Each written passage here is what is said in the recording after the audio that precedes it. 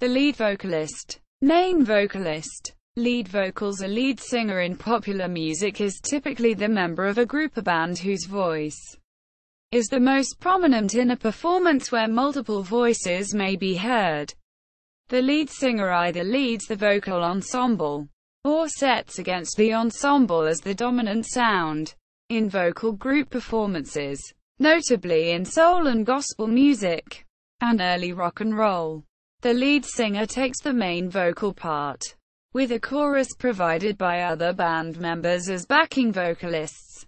Especially in rock music, the lead singer, a solo singer, is often the front man or front woman, who may also play one or more instruments and is often seen as the leader or spokesman of the band by the public. As an example, in rock music, Mick Jagger is the lead singer of the Rolling Stones.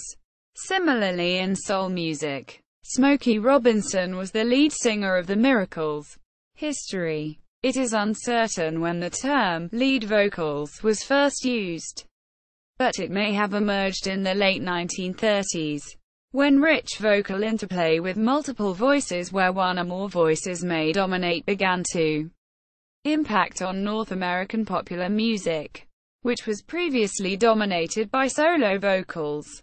The practice of using a lead singer in vocal groups, however, has a longer history. An early form is the call and response, found in work songs and spirituals sung by African American slaves. Songs of the late 19th century frequently used a leading solo voice, or call, followed by a choral response by other singers. As the style developed through early commercial recordings and performances in the early 20th century, the role of the lead vocalist became more established. Although popular groups of the 1930s and 1940s such as the Ink Spots and the Mills Brothers generally used different lead singers on different songs rather than keeping the same lead singer throughout.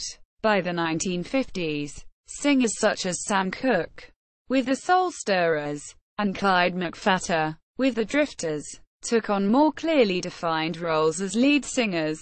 And by the end of the decade, credited group names often changed to reflect the leading roles of the main vocalists, with examples such as Frankie Lyman and the Teenagers and Dion and the Belmonts. Academic David Horn has written, "The influence of U.S. rhythm and blues recordings may well be a crucial one in the assimilation of the format of lead singer plus backing group into the guitar-based British beat groups of the 1960s, and in U.S. groups such as the Beach Boys. From these various points, including Motown, it went on to become a standard device in much rock and pop music. In some bands, most famously the Beatles, the role of lead singer alternated, in this case, principally between two performers, while in others, for example, Herman's Hermits, one lead singer dominated. Characteristics and exceptions in rock and pop music.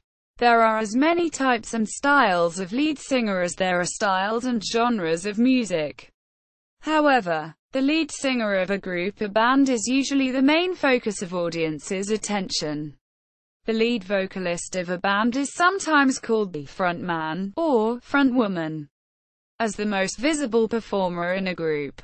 While most bands have a singular lead singer, many others have dual lead singers, or other member of the band that occasionally sing lead on particular songs. While the lead singer often defines the group's image and personality to the general public, this is not always the case. In modern rock music, the lead singer is often, but not always, also the band's leader and spokesperson. While lead singers are spokespersons for any musical ensembles can be called a frontman. The term is used very widely in rock music, since the position commonly has an expanded role from simple lead vocalists. There have been cases in which the frontman for a band is someone other than the lead vocalist.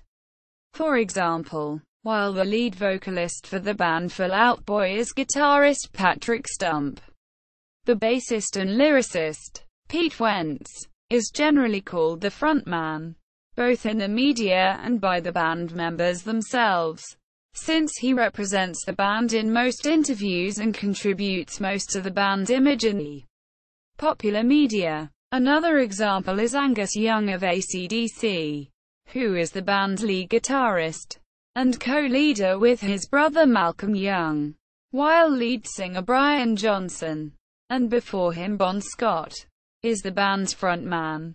Angus Young can be thought to share the frontman position with Johnson, due to his on-stage antics and his role as the band's mascot, frequently featuring on album covers and promotional materials.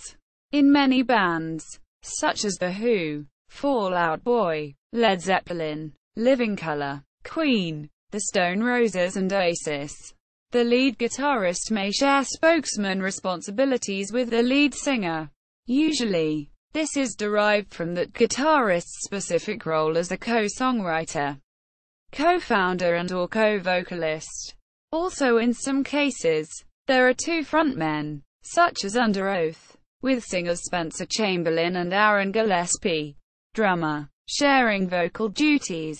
Another example is Blink-182, in which vocal duties are split between bassist Mark Hoppus and guitarist Tom DeLonge.